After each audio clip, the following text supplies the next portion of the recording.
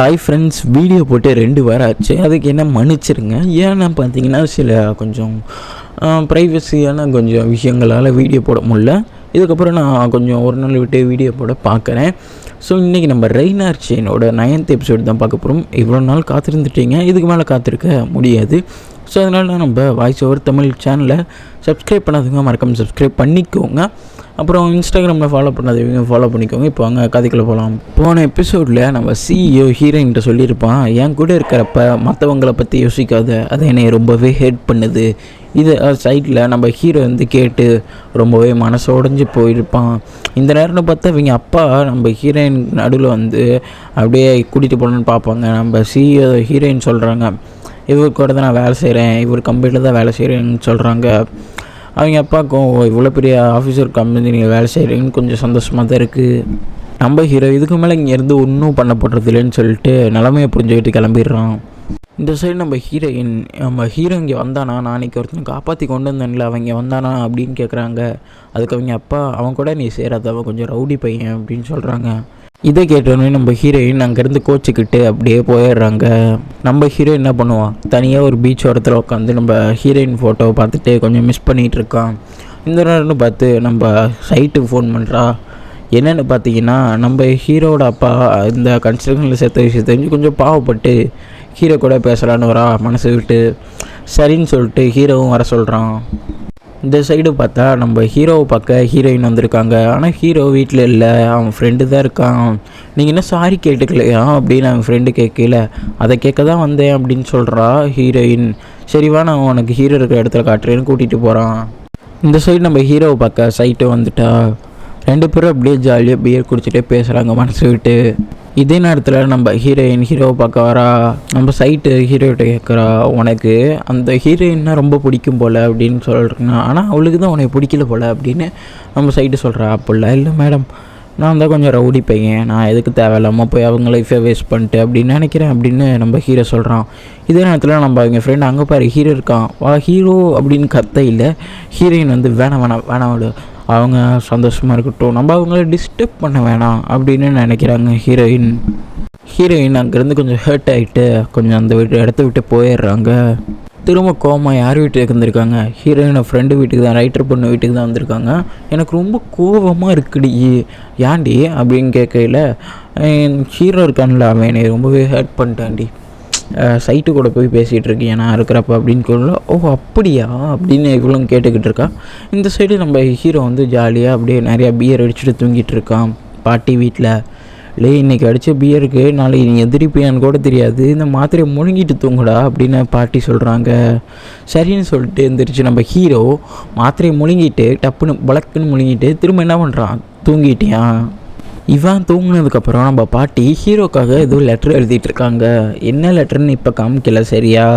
அடுத்த நாள் நம்ம சைட்டு பொண்ணு இந்த கம்பெனியோட ஓனர், அதாவது நம்ம சைட்டோட அண்ணன் கூட கேட்டுட்ருக்கா, நீ ஏன் ஹீரோவை வேலையை விட்டு தூக்குனேன்னு. அவன் பண்ண சண்டை எனக்கு பிடிக்கல, கலவரமாகிடுச்சு, அதனால் நான் வேலையை விட்டு தூக்கிட்டேன் அப்படின்னு சொல்கிறாங்க. இந்த சைடு நம்ம ஹீரோ ஆஃபீஸுக்கு போய் பார்த்தா, உன்னை வேலையை விட்டு தூக்கியாச்சுப்பா தம்பி, இனிமேல் வேலைக்கு வராதுன்னு சொல்லிட்டாங்க. என்னையே இப்படி பண்ணிட்டாங்க, நீங்களே என்னது ஒரு நாள் தான் ஓட்டிகிட்டு இருப்பீங்க, சீக்கிரம் நீங்களே கிளம்பிடுங்க அப்படின்னு நம்ம ஹீரோ கொஞ்சம் ஜாலியாக பேசிவிட்டு வேலை போயிடுச்சுன்னு கொஞ்சம் சேடாக அப்படியே அறியான்.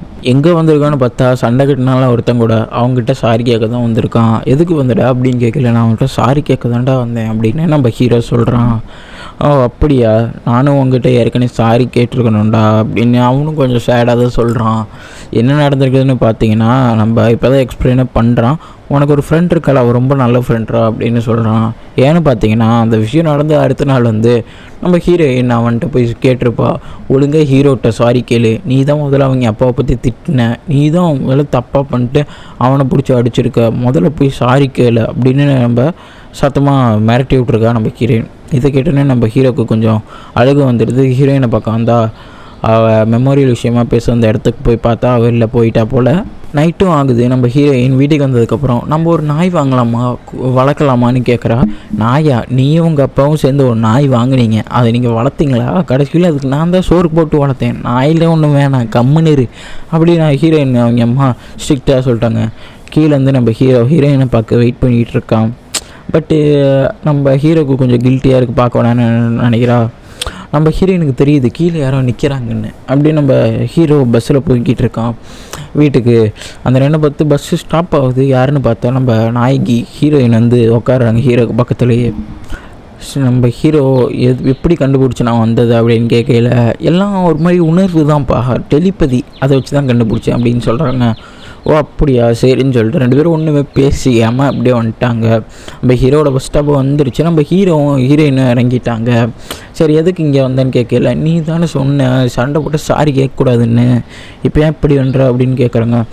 நம்ம ஹீரோ சொல்கிறான், உனக்கெல்லாம் நான் செட் ஆக மாட்டேன். CEO தான் நல்ல பையன், நான் கொஞ்சம் ரவுடி பையன், ஆனால் அவன் கொஞ்சம் பணக்காரன், நீ அவங்ககிட்டயே சேரு, அவன் தான் உனக்கு சரியான ஆள் அப்படின்னு நம்ம ஹீரோ சொல்லிடுறான். நம்ம ஹீரோயினுக்கு கடுப்பாது. நீ மூடு, எனக்கு தெரியும், நான் யாரை சூஸ் பண்ணது எனக்கு தெரியும், நீ சொல்ல தேவையில்ல, சரியா அப்படின்னு நம்ம ஹீரோயின் கொஞ்சம் மிரட்டிட்டாங்க. அப்படியே நல்லா கோபமாக பேசிட்டு அப்படியே கிளம்புறாங்க. ஹீரோ திரும்ப கூப்பிடுவான் பார்ப்பான் அப்படின்னு வாக்கையில் நம்ம ஹீரோ அங்கிட்டு திரும்பி போயிட்டியான். எதுக்கு என் கையை பிடிச்சப்ப, எதுக்கு என்னை கட்டி பிடிச்ச அப்படின்னு புலம்பிகிட்டே இருக்காங்க நம்ம ஹீரோயின் கத்தி. நம்ம ஹீரோக்கும் மனசு கேட்கல, அங்கேருந்து கிளம்பிட்டியான். அப்புறம் என்ன பண்ணுறது, நம்மளுக்கு வேலை கிடைக்கலையே. அடுத்த நாளில் இருந்து அந்த கூலி ஆட்களுக்கெலாம் தினக்கூலியாக வேலை எடுப்பாங்கள்ல, நிறைய பேர் கூட்டமாக நின்றுட்டு கொஞ்சம் பேர் அந்த இத்தனை பேர் வேணும்னு கேட்பாங்கள்ல, அந்த மாதிரி வந்து கூலியெல்லாம் நின்றுட்டுருக்கேன் ஹீரோ. அங்கே கூட வேலை கிடைக்கல எல்லாத்துக்கும், நிறைய பேர்த்துக்கு வேலை கிடைக்கல. அதில் நம்ம ஹீரோவும் ஒருத்தன். தூரத்தில் ஒரு ஆள் பார்த்துட்ருக்காங்க. யாருன்னு பார்த்தீங்கன்னா நம்ம CEO. இதெல்லாம் பார்த்துட்டாரு. அப்படியே CEO பார்த்துட்டு ஹீரோவும் பார்த்துட்ருக்கான். அப்படியே 2 பேரும் ஒரு ஹோட்டலில் உட்காந்து ரிலாக்ஸாக பேசுகிறாங்க என்ன நடந்துச்சுன்னு. சரி நீ வேலையை விட்டு தூக்கிட்டாங்க சார், அந்த மெமோரியல் விஷயத்தெல்லாம் இனிமேல் நீங்களே பார்த்துக்கோங்க அப்படின்னு நம்ம ஹீரோ சொல்கிறான். நம்ம CEO சொல்கிறாடி, என் ஃப்ரெண்டு கம்பெனியில் ஒரு வேலை இருக்குது, வேணும் அங்கே போறியாடா அப்படின்னு கேட்கல. சார் உங்கள் கருணையெல்லாம் எனக்கும் தெரியும் சார், எனக்கெல்லாம் அந்த சிரிப்பு மூஞ்சி வச்சுட்டு நடிக்காதீங்க, நீங்களாவது கொஞ்சம் பத்திரமா இருங்க அப்படின்னு சொல்லிட்டு நம்ம ஹீரோ சாப்பிட்டதுக்கான சேஞ்சையும் கொடுத்துட்டு பாய் சார், குட் பை அப்படின்னு சொல்லிட்டு நம்ம ஹீரோ கிளம்பிடுறான். நம்ம ஹீரோயின் அடுத்த நாளில் இருந்து ஒர்க்குக்கு சூப்பராக போக ஆரம்பிச்சிட்டாங்க. நம்ம CEO அந்த நேரம் பார்த்து வரான். என்னென்னு பார்த்தீங்கன்னா நம்ம CEO வந்து சாரி கேட்க தான் வந்திருக்கான். அன்றைக்கி நடந்தது நான் ரொம்பவே மன்னிப்பு கேட்டுக்கிறேன் ஹீரோயின் அப்படின்னு சொல்லிட்டு மன்னிப்பு கேட்குறான். என் உணர்வுகளை என்னால் கட்டுப்படுத்த முடியல, நான் ஆஸ் அ சீனியராக உனக்கு ஒரு ரோல் மாடலாக தான் இருக்கணும்னு ஆசைப்பட்றேன், ஆனால் என்ன பண்ணுறது இப்படி ஆயிடுது, இனிமேலாவது நான் அவங்ககிட்ட இப்படி நடக்க மாட்டேன், சத்தியமாக நடந்துக்க மாட்டேன் அப்படின்னு சொல்லிட்டு நம்ம CEO ஒரு சூப்பரான சாரியை ஹீரோயின்கிட்ட கேட்குறான். நம்ம ஹீரோயின் சாயந்தரம் ஆஃபீஸ் முடிஞ்சோடனே ஹீரோவோட ஆஃபீஸுக்கு போய் ஹீரோ எங்கன்னு கேட்குறான்.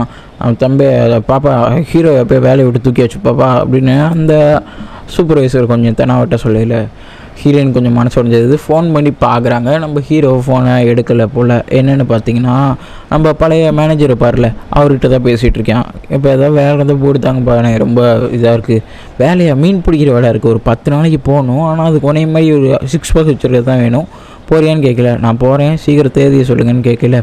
நான் கண்டிப்பாக தேதியை அவன்கிட்ட சொல்கிறேன், நீ அங்கே போய் பாரு, வேலை கன்ஃபார்ம் நிச்சயம் அப்படின்னு நம்ம மேனேஜர் சொல்கிறாப்புல, பழைய மேனேஜர். இந்த சைடு நம்ம ஹீரோயின் வந்து பாட்டியை பார்க்க வந்திருக்காங்க. பாட்டி நிறைய சொல்கிறாங்க, இந்த மாத்திரை எல்லாம் எனக்கு ரொம்ப ஸ்ட்ரெஸ் பஸ்டராக இருந்தால் நான் போட்டுக்கோப்பா, எனக்கு ஸ்ட்ரெஸ் பஸ்டரே தான் அப்படின்னு சொல்கிறாங்க. எனக்கு ரொம்ப ஸ்ட்ரெஸ்ஸாக இருந்தால், ரொம்ப மைண்டெல்லாம் கொஞ்சம் கனமாக இருந்தது போட்டால் கொஞ்சம் பெயின் கில்லர் மாத்திரை மாதிரி இது அப்படின்னு சொல்லிட்டு ஹீரோவும் இதை முழுங்குவான் தெரியுமா அப்படின்னு சொல்கிறாங்க. பாட்டி அப்படியே ரிலாக்ஸாக 2 பேர் பேசுகிறாங்க, ஜாலியாக பேசிக்கிறாங்க. நீ உனக்கும் ஹீரோக்கும் சண்டையாமல் கேள்விப்பட்டேன் அப்படின்னு சொல்கிறேன், இல்லை 2 பேர் சேர்ந்துக்குங்கம்மா அப்படின்னு சொல்கிறாங்க.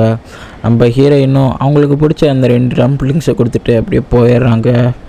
என்னம்மா இந்த பொண்ணு இப்படி பேசுகிறா அப்படின்னு கொஞ்சம் நினச்சிட்டு இருக்காங்க. நம்ம ஹீரோ வேலைக்கு போகிற விஷயத்த ஃப்ரெண்டுகிட்ட சொன்னோன்னே, நீ முன்சுக்கிட்ட சொன்னியா ஹீரோயின்கிட்ட சொன்னியா அப்படின்னு கேட்குறாங்க. ஹீரோயின்ட்டு நான் எதுக்கிட்ட சொல்லணும், அவன் என் கூட சண்டை போட்டாலே அப்புறமே, அப்போ நீ இன்னும் சாரி கேட்கலையா, கேட்டுக்கோங்கடா அப்படின்னு ஃப்ரெண்டு சொல்கிறான். அதெல்லாம் எனக்கு தெரியும் அப்படின்னு சொல்லிட்டு நம்ம ஹீரோ ஓகே சொல்கிறான். ஹீரோயின் வீட்டுக்கு போகிற வேலையில் ஒரு காஃபி குடிச்சிட்டு போகலான்னு ஒரு கடைக்கில் நிற்கிறாங்க. அந்த கடையில் மிரர்லாம் உடஞ்சி விழுற மாதிரி ஞாபகம் வருது. என்னென்னு பார்த்தீங்கன்னா சின்ன வயசில் அந்த மாலில் மிரர் உடஞ்சி விழுந்தது, ஹீரோவை பார்த்தது எல்லாமே ஹீரோயினுக்கு திரும்ப ஞாபகம் வந்துருச்சு. அந்த மறதியில் இருப்பாள், அதெல்லாம் இப்போ ஞாபகம் வருது ஹீரோயினுக்கு, எல்லாமே ஞாபகம் வருது. ஹீரோ கூட இருந்தது, பேசுனது எல்லாமே இப்போ தான் நம்ம ஹீரோயினுக்கு ஞாபகம் வருது. தெரிஞ்சோடனே நம்ம ஹீரோயின் கண்ணெல்லாம் கலங்கி போகுது. அப்படியே ஹீரோவை தேடி ஹீரோ வீட்டுக்கே போய் பார்க்குறா நம்ம ஹீரோயின். நம்ம ஹீரோ எப்போவோ வேலைக்கு போயிட்டான் போல், வீட்டில் யாரும் இல்லை.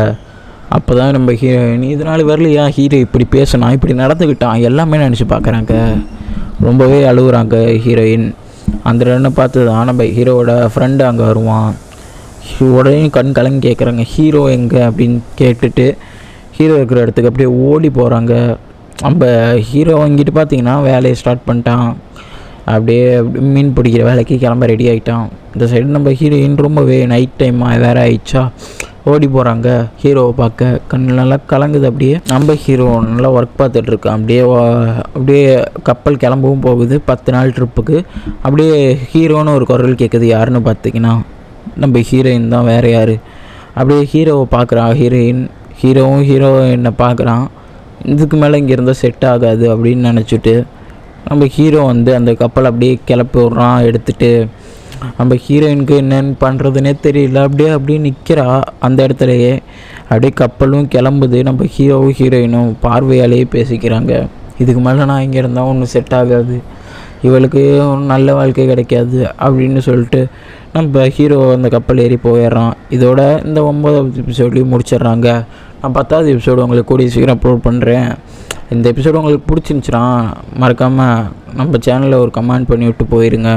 அப்புறம் நம்ம வாய்ஸ் ஓவர் தமிழ் சேனலை சப்ஸ்கிரைப் பண்ணாதவங்க மறக்காமல் சப்ஸ்கிரைப் பண்ணி பெல் ஐக்கனை ஆலில் போட்டுக்கோங்க. அப்புறம் இன்ஸ்டாகிராமில் ஃபாலோ பண்ணிக்கோங்க. அடுத்த வீடியோவில் பார்க்கலாம். பாய்.